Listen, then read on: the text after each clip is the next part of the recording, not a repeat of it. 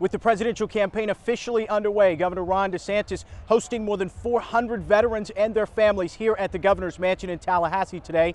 The first major appearance for the governor since launching his presidential bid on Wednesday. At the end of the day, you can have the best declaration that's ever been written, you can have the best constitution that's ever been written, but unless you have people throughout our history that are willing to put on a uniform, risk their lives, and in some cases give the last full measure of devotion, service to this country, then a lot of those principles aren't going to amount to very much. Governor Ron DeSantis honoring a crowd of veterans Sunday in Tallahassee, and in turn, veterans showing support for the now presidential candidate. Freedom's fragile. Freedom is not something that can go on autopilot. It requires each generation to fight and to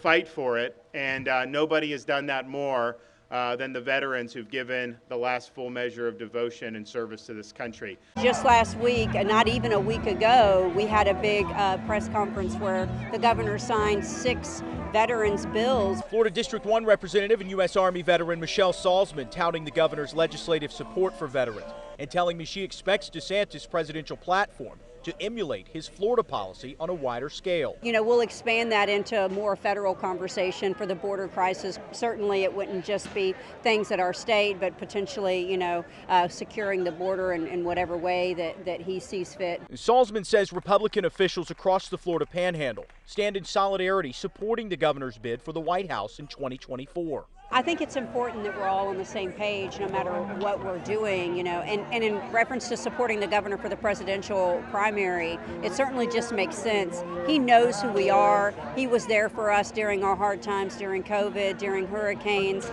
We know that he'll show up when we need him to.